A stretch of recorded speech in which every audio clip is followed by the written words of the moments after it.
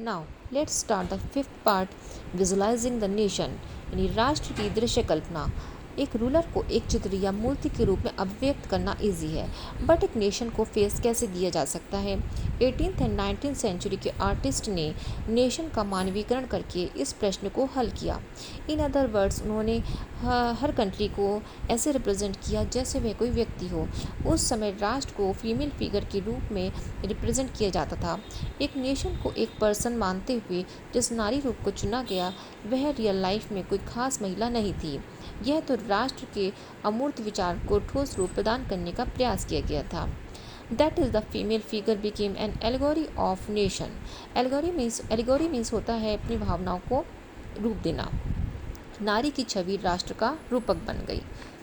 As you have remember, French revolution के time artist ने liberty, justice and republic को जैसे आइडियाज़ को व्यक्त करने के लिए फीमेल एल्गोरी का यूज़ किया। जस्टिस का आमतौर पर एक ऐसी महिला के प्रतीकात्मक रूप में एक्सप्रेस किया जाता है जिसकी आंखों पर पट्टी बंधी हुई है और वह हाथ में तराजू लिए हुए है। इसी प्रकार 19th सेंचुरी के आर्टिस्ट ने फीमेल एल्गोरी का आविष्कार नेशन को रिप्रेजेंट करने के लिए किया। फ्रांस में इसे लोकप्रिय ईसाई नाम मेरियान दिया गया। उनके चिन्ह भी लिबर्टी एंड रिपब्लिक के थे। Red cap, tricolour and cockade means कलगी।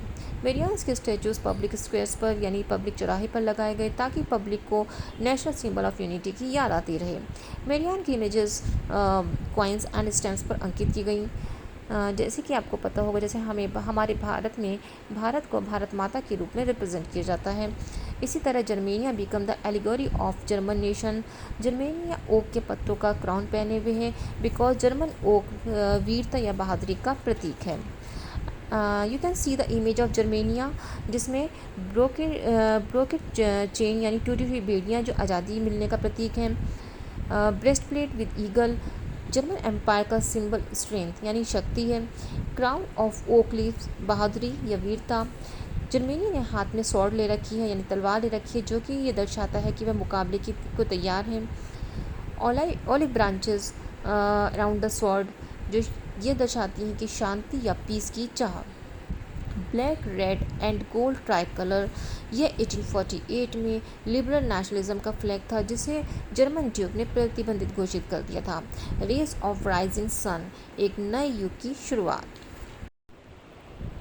Next topic, nationalism and imperialism, यानी राष्ट्रवाद और साम्राज्यवाद।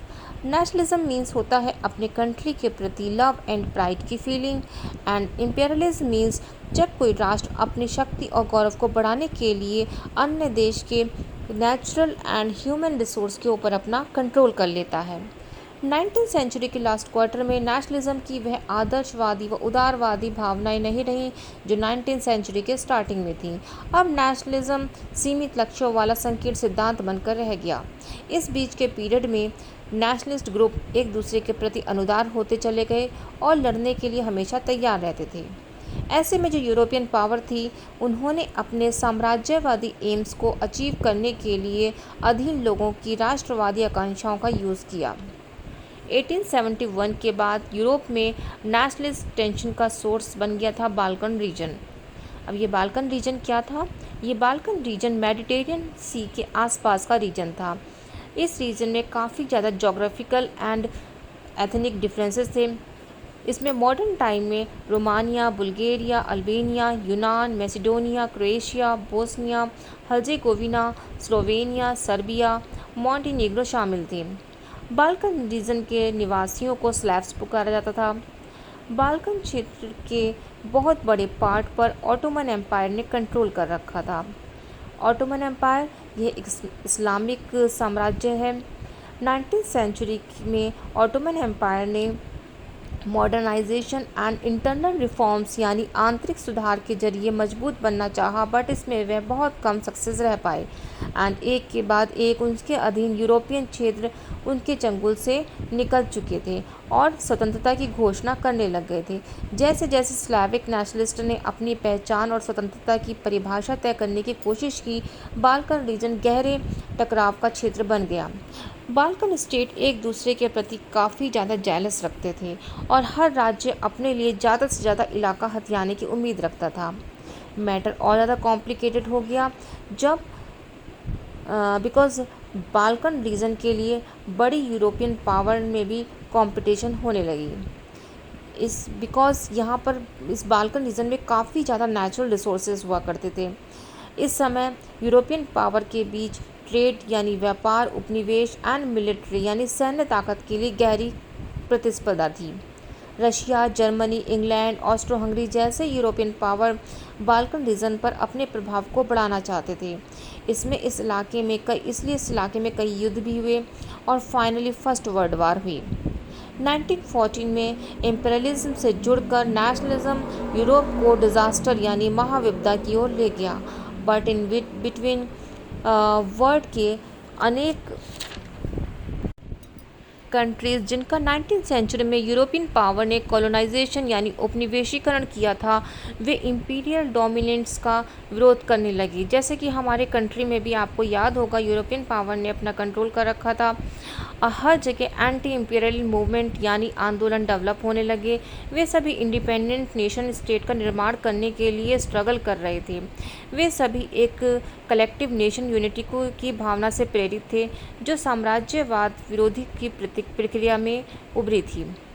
नेशनलिज्म की यूरोपियन आइडिया कहीं और नहीं दोहराए गए बिकॉज हर जगह लोगों ने अपनी तरह का specific variety of nation develop कर लिया था। But the idea that societies should be organized into nation state came to be accepted as natural and universal। अगर यह विचार कि समाजों को राष्ट्र राज्यों के में गठित किया जाना चाहिए अब स्वाभाविक और सार्वभौमिक मान लिया गया। That's all for today. Please like, share and subscribe my YouTube channel and don't forget to press the bell icon.